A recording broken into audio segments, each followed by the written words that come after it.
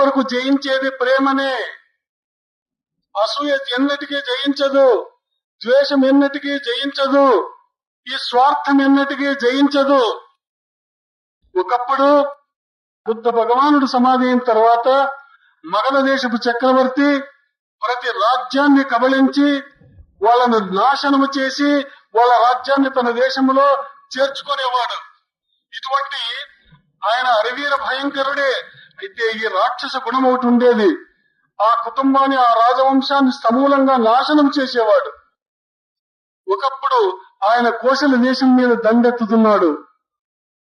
ఆ రాజు తన కుమారుణ్ణి పిలిచి, నాయనా, ప్రేమే చాలా ముఖ్యమైనటువంటిది, ద్వేషం ద్వేషాన్ని పెంచుతుంది, కోపం కోపాన్ని పెంచుతుంది. బుద్ధ భగవానుడు మాకిచ్చినటువంటి కిరీటం ఇది. ఈ రోజు మా దేహాలు ఉండవచ్చు, పాడైపోవచ్చు, అయితే ప్రేమ తత్వాన్ని మర్చిపోవద్దు. ఆ మగధ చక్రవర్తి వస్తున్నాడు, మేమేమైనా కాని అయితే బుద్ధ భగవానుడు చెప్పినటువంటి తత్వాన్ని అక్షరాల మనం పాటిస్తాం. బుద్ధ గురుదేవుడు చెప్పినాడు, ప్రేమే జయిస్తుంది, ప్రేమే శాశ్వతమైనటువంటిది, ద్వేషం ద్వేషాన్ని పెంచుతుంది. వాళ్ళు ఏమైనా చేసుకుని. కాబట్టి ఈ క్లిష్ట పరిస్థితిలో నీవు 10 ఏళ్ల బాలుడవు, నీవు రహస్య మార్గం గుండా వెళ్ళిపో. ఈ తత్వాన్ని మాత్రం నీ జీవితంలో మరిచిపోవద్దు. నాన్న, మిమ్మల్ని అందరి విడిచి ఎలా పోను నేను? లేదు నాయన, నా వంశం అంకురము నీవు వెళ్ళిపోతే నా వంశం నాశనమైపోతుంది. నీవొక్కడు బ్రతికి ఉండు. అయితే మా గురుదేవుడు ఇచ్చినటువంటి ఈ తత్వాన్ని మర్చిపోవద్దు అని చెప్పి రహస్య మార్గం గుండా పంపించి ఇస్తాడు. మగధ దేశపు చక్రవర్తి వచ్చేస్తాడు, దండయాత్ర చేస్తాడు. అక్కడ ఉన్నటువంటి ఆ సైన్యాన్నంతా నాశనం చేసి తర్వాత రాజును, రాజ భార్యను, పరివారాన్నంతా బంధిస్తారు. సమూలంగా సర్వనాశనం చేసేస్తాడు ఆ రాజవంశాన్ని. వాడొక్కడు బ్రతికి బయటపడతాడు.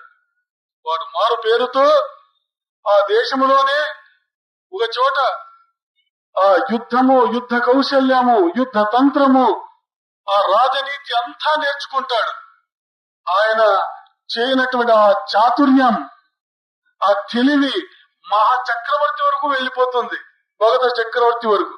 వెంటనే ఆయన పిలిపించి ఆయన యుద్ధ కౌశల్యాన్ని పరీక్షించి ఆ తన సేనాధిపతులలో ఒక్కరిగా నియమిస్తాడు. అచరకాలంలోనే, కొంతకాలంలోనే ఆ చక్రవర్తికి చాలా దగ్గరి వాడైపోతాడు ఆయన. వీని హృదయంలో పగ ఉంది, ద్వేషం ఉంది, నిండుకొనుంది. అవకాశం దొరికితే చక్రవర్తిని చంపివేయాలి. ఎందుకు? తన తండ్రిని, తన తల్లిని, తన బంధు బాంధవులందరినీ నాశనం చేసినటువంటి వాడు కాబట్టి వీని నాశనం చేసి తీరాలి అనే పగ పొందుతాడు. చాలా ఆత్మీయుడై ఆంతరంగికుడు అవుతాడు. ఒక రోజు చక్రవర్తి వేటకు పోతూ వీళ్ళు తీసుకుపోతాడు. పోదాం పద. వేటకు పోతాడు, చాలా దూరం వెళ్ళిపోతాడు. వీడు మాత్రం అనుసరిస్తాడు, మిగతా సైన్యం వెనకబడిపోతుంది. అలసిపోతాడు చక్రవర్తి. దట్టమైనటువంటి అడవి, మనుష్య సంచారం లేదు. ఒక చెట్టు కింద విశ్రమిస్తాను అంటాడు చక్రవర్తి. వెంటనే అన్ని ఏర్పాట్లు చేస్తాడు. ఈయన గాఢ నిద్రలో ఉన్నాడు. అతను చూసినాడు. ఈయన అవకాశం దొరికింది, పగబట్టినాడు.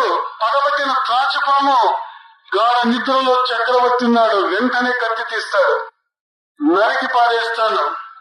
నా వంశాన్ని నాశనం చేసినటువంటి వీణ్ణి, ఈ అవకాశాన్ని నేను జార విడుచుకోకూడదు అని చెప్పి కత్తి పైన ఎత్తుతాడు. కలక్కన తండ్రి మాటలు జ్ఞాపకం వస్తాయి. ప్రేమ ఒక్కటే జయిస్తుంది, ద్వేషం ద్వేషాన్ని పెంచుతుంది, అసూయ అసూయను పెంచుతుంది. బుద్ధ భగవానుడు మాకిచ్చినటువంటి ఈ ధర్మ కిరీటం ఇది అని చెప్పినటువంటి మాటలు జ్ఞాపకం వస్తాయి. కళ్ళలో నీళ్లు తిరుగుతాయి. వెంటనే కత్తి చేర్చి పెట్టేస్తాడు. ఆ శబ్దానికి చక్రవర్తి లేస్తాడు. ఆయన స్థితిని అర్థం చేసుకుంటున్నాడు. ఏమిటి పరిస్థితి అంటాడు. వెంటనే చేతులు జోడించి చెప్తాడు, ప్రభు, మిమ్మల్ని చంపివేసేదానికి సిద్ధంగా ఉంది నేను. ఏమిది, ఎందుకు అంటాడు. నేను రాజు కొడుకుని, కోశల దేశపు రాజు కొడుకు కుమారుని. నేను నా తండ్రిని, తల్లిని, నా పరివారాన్నంతా నీవు నాశనం చేసినావు. అవకాశం కోసం కాసుకునింటే నేను ఈ రోజు దొరికింది, చంపాలని. ఎందుకు చంపలేదు అంటాడు. ప్రభు, చివరి క్షణములో నా తండ్రి ఇచ్చినటువంటి హితోపదేశం, నా గురుదేవుని బుద్ధదేవుని యొక్క హితోక్తులు నా మదిలో మెలిసినాయి. అందుకే నేను చంపకుండా విడిచిపెడుతున్నాను. నాకేమైనా శిక్ష ఇచ్చుకొని, నీవేమైనా శిక్ష ఇవ్వు, నేను సిద్ధంగా ఉన్నాను. కాళ్ళపట్టుకుంటాడు. ఒక్క క్షణం ఆలోచన చేస్తాడు చక్రవర్తి. కుమారా, బుద్ధుని పేరుతో ఈ రోజు నీవు నన్ను జయించినావు. ఇన్ని సంవత్సరములు నేను బీభత్సం సృష్టి చేసినాను, సర్వనాశనం చేసినాను. ఎంతో మందిని చంపినాను. ఎంతో మంది ఆస్తులను అంతస్తులను నా వశం చేసుకున్నాను. రాజ్యాలను నా కవిషం చేసుకున్నాను. అయితే ఈ రోజు నీవు నన్ను జయించినావు. నీవే నాకు గురువున. ఈ రోజు నుంచి ద్వేషం, అసూయ విడిచిపెడుతున్నాను. నేను మనిషిగా బ్రతికేది నేర్చుకుంటున్నాను ఈ రోజు అని చెప్పి ఈయన చేయబొక్కుతున్నాడు చేయెత్తి. వెంటనే ఆ యువకుడిని తీసుకుపోయి తన కుమార్తెనిచ్చి పెళ్లి చేసి